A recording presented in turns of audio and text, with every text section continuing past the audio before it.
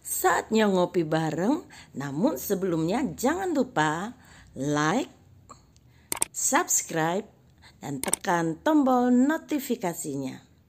Serta bagikan kepada yang lain.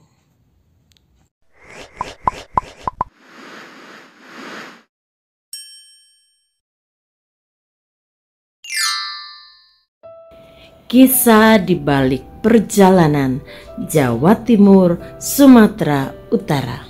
Shalom saudaraku, secangkir harapan beberapa hari ini telah mengupas secara singkat tentang penginjil di Tanah Batak, yaitu Nommensen. Namun sebelum Nommensen datang ke Tanah Batak, puluhan tahun sebelumnya telah datang dua misionaris dari Amerika yang bernama Samuel Munson dan Henry Lyman.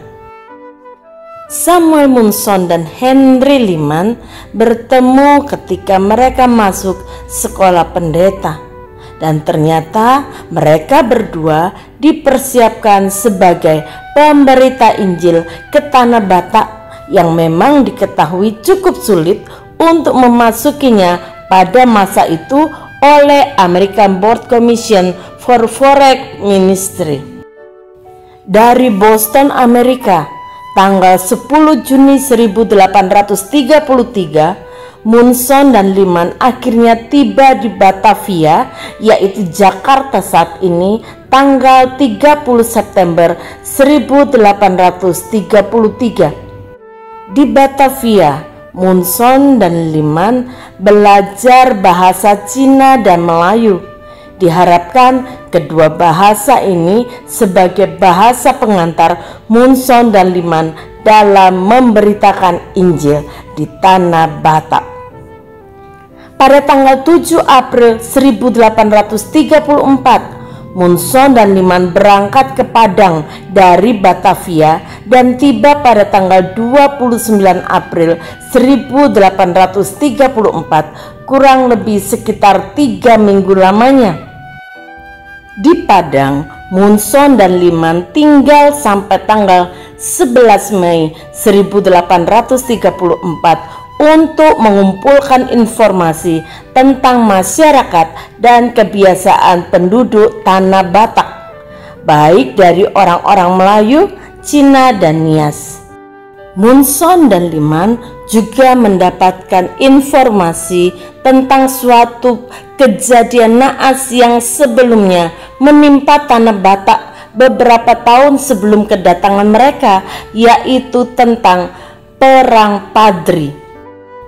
Namun Munson dan Lyman juga mendapatkan informasi, yaitu misionaris yang sebelumnya sudah mencoba dan datang ke Tanah Batak, yaitu Burton dan Ward, yang datang pada tahun 1824. Dalam laporannya dikatakan oleh Ward di Padang bahwa orang-orang Batak merupakan orang-orang yang ramah dan akan menyambut orang lain seperti saudaranya sendiri. Orang-orang baru akan dijamu makan, lalu diadakan pesta menyambut kedatangan mereka. Dan memang hal itulah yang benar-benar dirasakan oleh Burton dan Ward ketika mengunjungi Silindung pada tahun 1824 atau sekitar 10 tahun sebelum kedatangan Munson dan Lyman. Informasi ini membuat Munson dan Lyman semakin yakin akan misi penginjilan mereka ke Tanah Batak. Mereka begitu yakin bahwa seperti halnya Burton dan Ward, mereka juga akan disambut baik oleh penduduk Tanah Batak. Semangat Munson dan Lyman membuat mereka ingin segera sampai ke Tanah Batak, hingga mereka tidak sempat belajar bahasa Batak, bahasa yang diharapkan menjadi sarana komunikasi antara Munson dan Lyman nantinya di tanah yang mereka kunjungi. Hanya berbekal bahasa Melayu saja, Munson dan Lyman berangkat pada tanggal 11 Mei 1834 dengan transportasi kapal tongkang oleh penduduk sekitar yang biasanya mengunjungi Pariaman, Air Bangis, pulau-pulau batu, hingga kemudian ke Pulau Nias.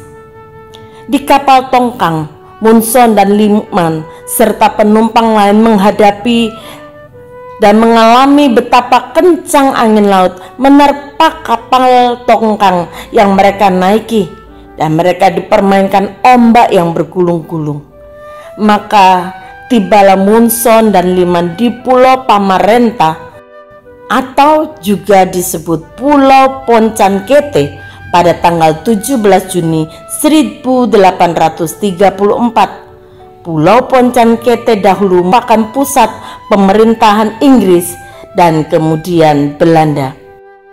Munson dan Liman semakin dekat dengan Sibolga sebagai jalur awal masuk ke Tanah Batak.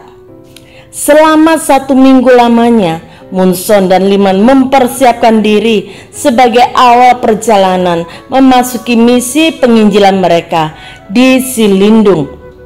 Konteler Bonnet sebagai pejabat Belanda pada waktu itu berpendapat bahwa Munson dan Liman harus segera melanjutkan perjalanan.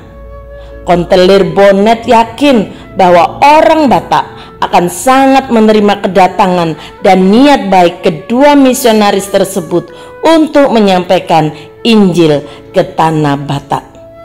Namun ada seorang lain yang membisikkan kepada Munson dan Liman bahwa penduduk Tanah Batak memiliki kecurigaan tersendiri akan kedatangan bangsa Eropa, dan khususnya orang-orang yang memiliki mata biru dan hijau.